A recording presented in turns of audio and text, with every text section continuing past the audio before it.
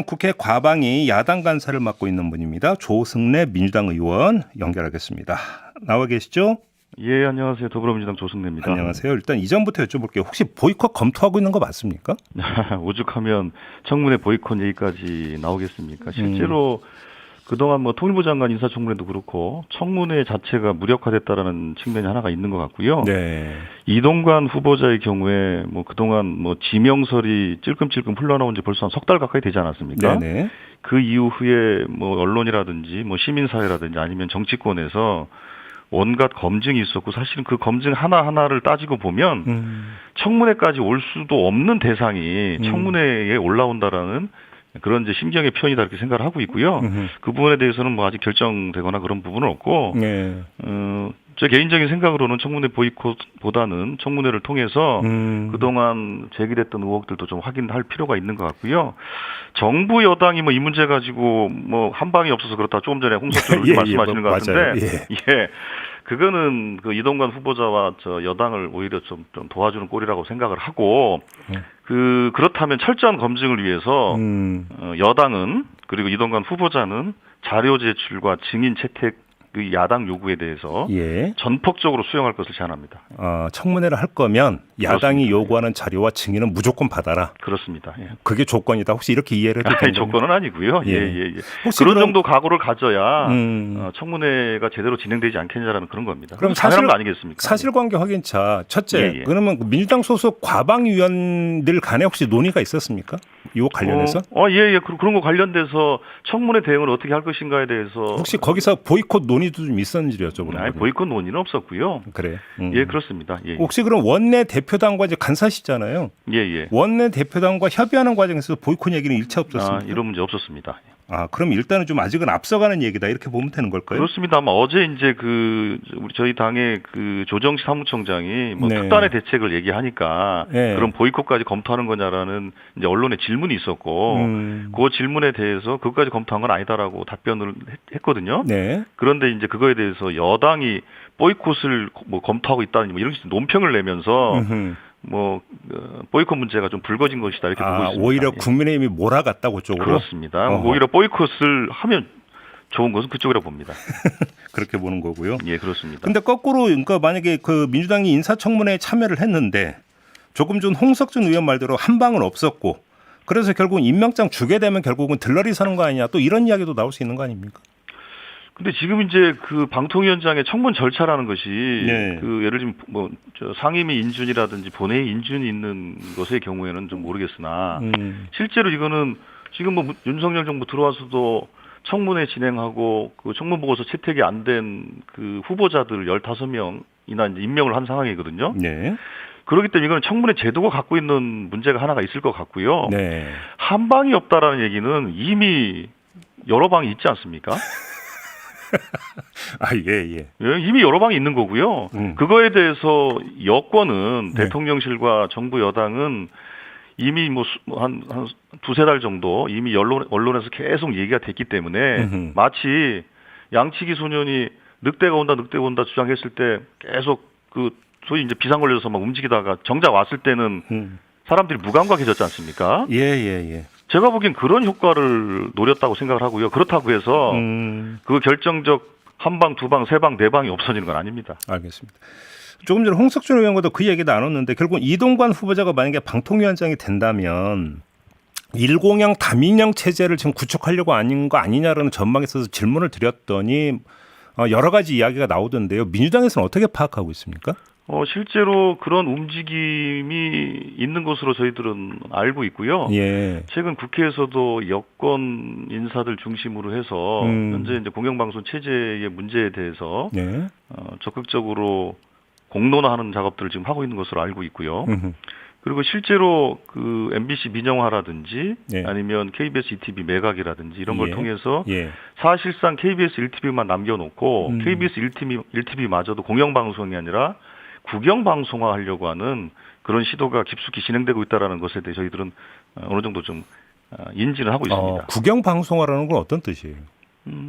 국영방송이라는 그런 거죠. 그러니까 지금 정부 홍보방송에는 KTV가 있지 않습니까? 예. KTV와 같이 그러니까 우리가 그 KBS 같은 그 공영방송을 수신료 체제로 운영하는 이유는 네.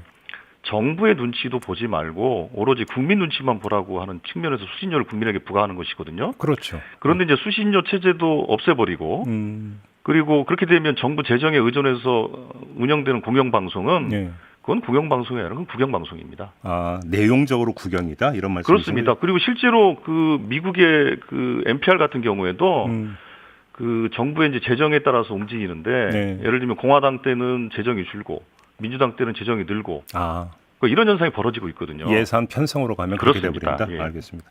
그런데 지금 KBS, ETV나 MBC 만약에 민영화를 추진한다면 그건 법률 개정 사항이 맞죠? 법률을 개정해야 되죠. 그러면 결국은 지금 민주당이 원내 그 과반을 점유하고 있는 지금의 국회에서는 힘들고 내년 총선 이후에 추진한다 혹시 이런 그림표라고 봐야 되는 겁니까? 그러기도 하고 또 한편으로는 그렇게 압박하는 수단이 수신료 문제 이제 분리징수화하고 예. 그리고 MBC 뭐 민영화라든지 ETV 매각이라든지 이런 것들을 하면서 실제로 지금 현재 경영진을 흔들려고 하는 시도가 우선은 있는 것 같습니다. 아, 예. 실제로 지금 뭐 KBS 내부에서는 지금 막 그 상당한 내분이 있거든요. 네네 물러가라는 목소리가 그렇습니다. 많이. 예. 그러니까 뭐 수신료 문제에 대응을 제대로 못한 무능한 경영진 물러나라라는 내분 있고 그래서 내부가 엄청나게 혼란스러운 상황이거든요. 예. 그래서 이런 그 흔들기를 통해서 그 KBS 이사 교체, 이사장 교체, 또 사장 교체라는 수순을 이제 밟기 위한 일종의 명분 쌓기다라고 보고 있고요.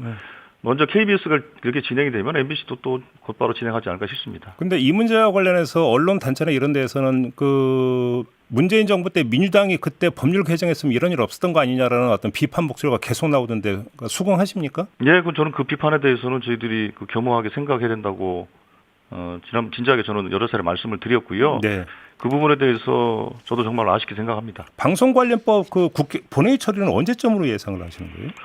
지금 실제로 지금 이제 그 본회의에 직회부 해놓은 상태에서 의장님이 이러저러한 약간 중재 노력을 좀 해보려고 하셨습니다. 아, 예. 예, 그런데 그게 여당은 꿈쩍도 안 하고 있거든요. 아, 그 어떤 중재안도 받을 수 없다라는 그런 태도이기 때문에 지금 이제 의장님의 중재 노력도 사실상 이제 어려워지는 것 같고요. 현재 이동관 위원장 지명이라든지 KBS 이사회 이사장 교체 문제라든지 등등 이런 것들이 그 겹치면서 네. 그 본회의에서 처리해야 될 시기가 점점 다가오는 것이 아닌가 싶습니다.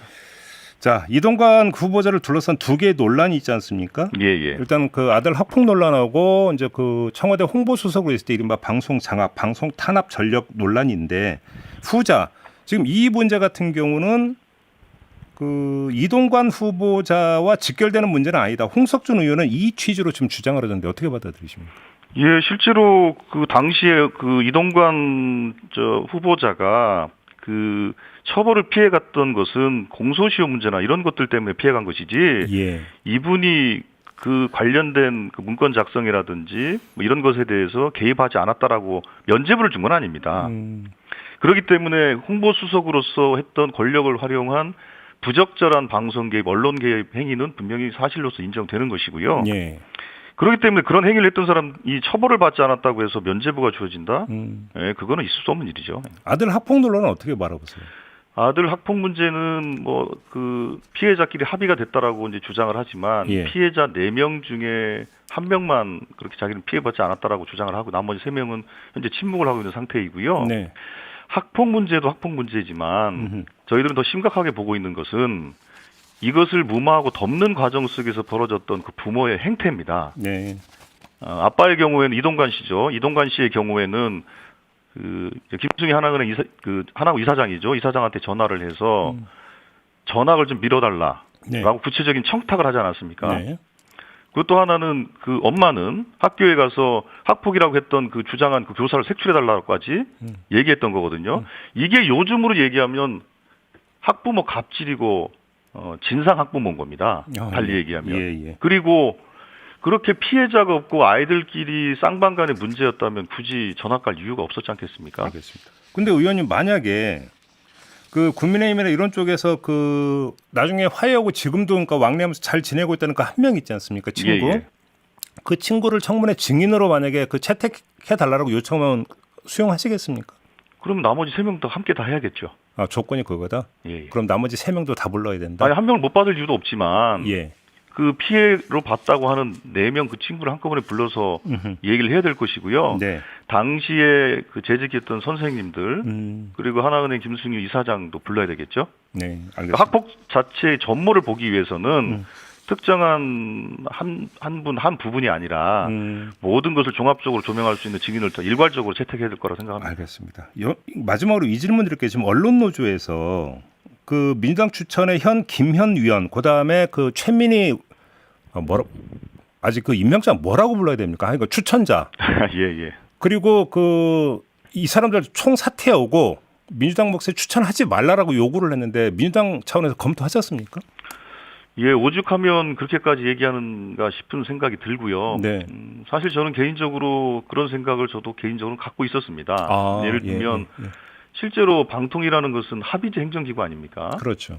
합의제 행정기구인데 지금 정권 바뀌고 나서 한상혁 위원장을 이제 쫓아낸 이후로는 수적인 우위를 기반으로 해서 사실상 지금 다 밀어붙이기를 하고 있는 것이거든요. 네.